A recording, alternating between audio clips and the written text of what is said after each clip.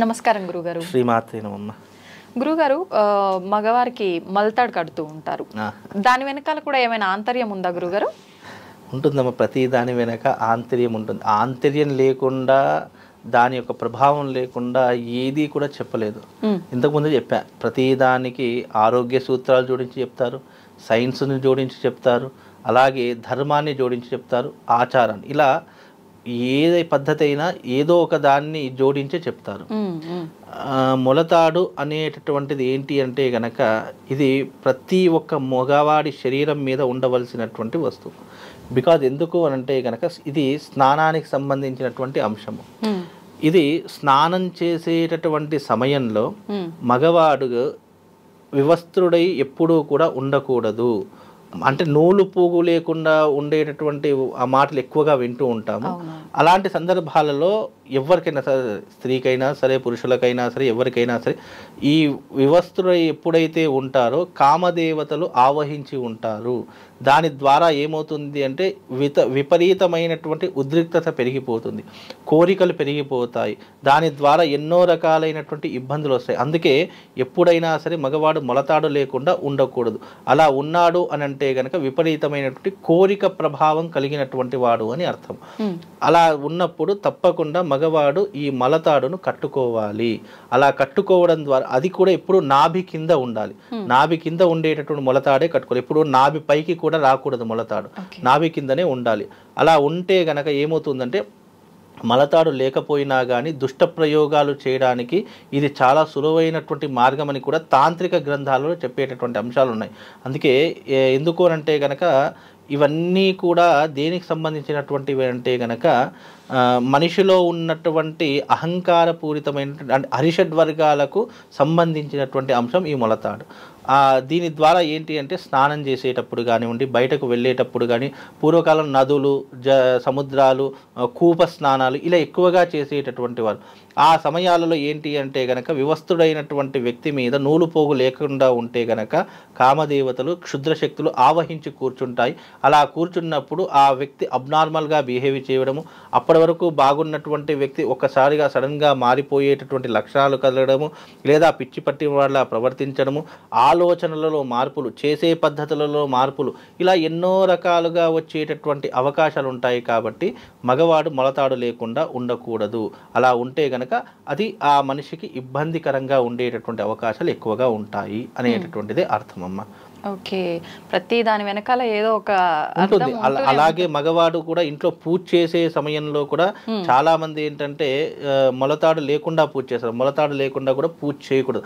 అలా చేస్తే అది రాక్షస పూజ కిందికి అవుతుంది. కాబట్టి నువ్వు ఈ దేవత ఆరాధన చేసినా అక్కడ రాక్షస పూజ కిందికే ఆరాధన అవుతుంది. కనుక మగవాడు మొలతాడు తప్పకుండా ధరించాలి. అంటే మొండి మొలతో ఉండకూడదు అని చెప్పేసి కూడా చాలా మందికి అంటూ ఉంటారు. అంటే మొండి మొల అంటే నువ్వు మొలతాడు లేకుండా ఉంటే మొండి మొల అని అంటూ ఉంటారు. అంటే చిన్నపిల్లలకు తీసుకుంటే కనుక, చిన్నపిల్లలకు పుట్టగానే ఒక వయసు వచ్చేసరికి ఏంటంటే వెండి మొలతాడు వేసేవారు. కొంతమంది డబ్బు ఉన్నటువంటి బంగారు మొలతాడు వేసేటటువంటి వారు. రానున్న కాలంలో బంగారం వెండి పెరిగిపోయింది కాబట్టి కేవలం దారం కడుతున్నారు. ఏదేమంటే దారం అనేటటువంటిదే ప్రధానం ఇక్కడ. కాబట్టి దారం అనేటటువంటిది కట్టడం ద్వారా ఏమవుతుంది అంటే, ఆ మొలతాడుకి ఇటు సనాతన ధర్మానికి అర్థం ఏంటి అంటే కనుక, ఈ మొలతాడు లేకుండా ఉంటే నీ జీవితంలో దుష్టశక్తి ప్రభావం ఎక్కువగా పెరిగిపోతుంది. అలాగే దైవిక పరమైనటువంటి శక్తి తగ్గిపోతుంది. నీ దాంట్లో కోరికలు విపరీతంగా పెరిగిపోతాయి. నువ్వు తొందరగా పరాయి వ్యక్తులకు ఆకర్షించబడిపోతావు. కాబట్టి ఎవరైనా నేను మభ్యపెట్టవచ్చు, నేను బానిస చేసుకోవచ్చు, లేదా నీ మీద ఏదైనా ప్రయోగం చేయవచ్చు. నీ ఎన్నో రకాలైనటువంటి విధానాలు ఆ మనిషి మీద పడేటటువంటి అవకాశాలు ఉంటాయి. కాబట్టి మొండి మొలతో ఎప్పుడూ ఉండకూడదు అనేటటువంటి పద్ధతులు. దీనికి స్నానాన్ని కూడా ఎక్కువగా చెప్పడం జరిగింది. స్నానం చేసేటప్పుడు కానివ్వండి, నువ్వు ఎక్కడైనా ఉన్నప్పుడు కానీ, నీ శరీరం నూలు పువ్వు మీద లేకుండా ఉండేటటువంటి అవకాశం ఉన్నప్పుడు నీ శరీరాన్ని రక్షించేటటువంటిది ఆ మొలతాడే ఎక్కువగా రక్షిస్తుంది. అంటే మొండి మొలతో లేకుండా నువ్వు వివస్తుడైనప్పుడు ఆ మొలతాడు అనేది నీ శరీరాన్ని రక్షణ కవచంలా కూడా కాపాడుతుంది అని కూడా చెప్తారమ్మా. గురుగారు ఈ మొలతాడు సాంప్రదాయం అనేది ఎక్కువగా మగవాళ్ళలోనే చూస్తుంటాం, ఆడవాళ్లకు లేదు. అంటే ఈ దుష్ట శక్తులు ఆవహించడం ఇలాంటివన్నీ ఆడవాళ్ళకు కూడా జరిగే అవకాశం ఉంటుంది కదా? ఆడవాళ్ళు మాక్సిమం ఉండరమ్మా, ఎందుకంటే వస్త్రం వేసుకునే ఉంటారు, స్నానం చేసేటప్పుడు కూడా వస్త్రం వేసుకునే స్నానం చేస్తారు కాబట్టి వాళ్ళకి ఎక్కువగా ప్రాధాన్యత. మగవాడికి ఇలాంటి ప్రాధాన్యత, ఎందుకంటే మగవాడికే మొలతాడని చెప్పారు కానీ ఆడవాళ్ళకి ఎక్కడ మొలతాడని చెప్పలేదు. ఎందుకంటే ఆడవాళ్ళకు తప్పకుండా స్త్రీలకు చూసుకుంటే తప్పకుండా వస్త్రం ఉంచుకొని వాళ్ళు స్నానాలు చేస్తారు, క్రతువులు ఆచరిస్తారు. మగవాడికి అలాంటి లక్షణాలు ఉండవు కదమ్మా. మగవాడికి అందుకే ఆడవాళ్ళని ప్రకృతితో పోల్చారు, మగవాడిని వికృతితో పోల్చారు. ఎందుకంటే మగవాడికి అలా ఇష్టం వచ్చినట్టుగా ఉంటూ ఉంటాడు, ఎప్పుడు ఎలా ఉంటాడో తెలియదు. కానీ ఆడవాళ్ళకు కొన్ని పద్ధతులు పర్టికులర్గా పెట్టారు, ఆ పద్ధతులు ఆడవాళ్ళు తప్పకుండా పాటిస్తారు. కాబట్టి ఇలాంటి సెన్సిటివ్ విషయాల్లో ఏంటంటే ఆడవాళ్ళకి ఇలాంటి అభిప్రాయం చెప్పలేదు. కనుక ఆడవాళ్ళకి ఏమీ అవసరం లేదమ్మా. గురుగారు, కొన్నిసార్లు వింటూ ఉంటాం విలేజ్లో ఎక్కువగా బ్లాక్ మ్యాజిక్ కి సంబంధించిన వ్యక్తులు ఎవరైతే ఉంటారో వాళ్ళు ఆడవాళ్ళు మొలతాడు ధరిస్తారు అని చెప్పి వింటూ ఉంటాం. అది ఎంతవరకు నిజం గురుగారు? అది తాంత్రిక పద్ధతిలో ఉందమ్మా. తాంత్రిక పద్ధతిలో ఏంటి అంటే గనక ఎవరైతే దుష్ట ప్రయోగం చేస్తారో, ఎవరైతే ఇలాంటి బ్లాక్ మ్యాజిక్ బాణమతులు, చాతబడులు, చిల్లంగులు ఇలా చెప్పుకోవడానికి ఎన్నో రకాల పేర్లు, ఏదేమంటే ఇలాంటి బ్లాక్ మ్యాజిక్ చేసేటటువంటి వ్యక్తులు ఆడవాళ్ళు కూడా అప్పట్లో ఉండేటటువంటి వారు. వాళ్ళు కూడా తప్పకుండా మొలతాడు ధరించి చేసేటటువంటి, అది తాంత్రిక విధానంలో ఒక పద్ధతి అన్నమాట. ఆ పద్ధతిలో ఆడవాళ్ళు కూడా ధరించేటటువంటి లక్షణాలు ఉండేటటువంటివి. ఆ పద్ధతిలో ప్రకారంగా ఆడవాళ్ళు కూడా అందుకే ఆడవాళ్ళు గనక మొలతాడు ధరిస్తే వాళ్ళు క్షుద్ర శక్తులకు ఆధీనంలో పెట్టుకున్నటువంటి వారు అని అంటారు.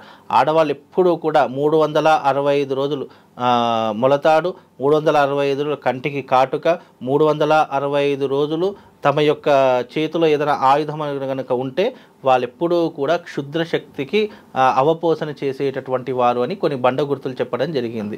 కనుక ఇలాంటి ఉన్నటువంటి వ్యక్తులు ఎవరైనా సరే కానీ వాళ్ళు ఇలాంటి తాంత్రిక విద్యలో ఎక్కువగా ఆచరించే పద్ధతులు పూనుకున్నారు అని చెప్పుకోవచ్చు. చిన్నపిల్లల్లో ఆడపిల్లలకి కట్టొచ్చా గురుగారు?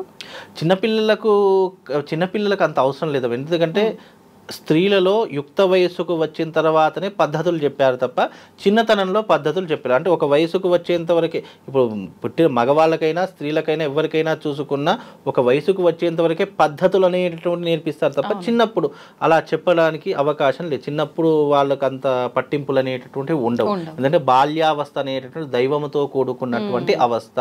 బాల్యావస్థలో చేసేటటువంటి ఏదైనా సరే, అందుకే చిన్నపిల్లలు దేవుళ్లతో సమానం ఎందుకంటారు. బాల్యావస్థ అంతా కూడా కల్లాకపటం లేనటువంటి మనస్తత్వం కలిగి ఉంటుంది, ఈర్ష్యా ద్వేషాలకు అతీతంగా ఉంటుంది. కాబట్టి అవన్నీ అవసరం లేదు. కానీ ఒక వయసుకు వచ్చారు అని అంటే కనుక మనిషిలో కామక్రోధ లోభాలు పెరిగిపోతాయి, ఈర్ష్యా ద్వేషాలు పెరిగిపోతాయి, ఇలా ఎన్నో రకాలైనటువంటి గుణాలతో ఉంటాడు. కాబట్టి అప్పుడు ఇలాంటి పద్ధతులు పాటించాలి అని చెప్తారమ్మా.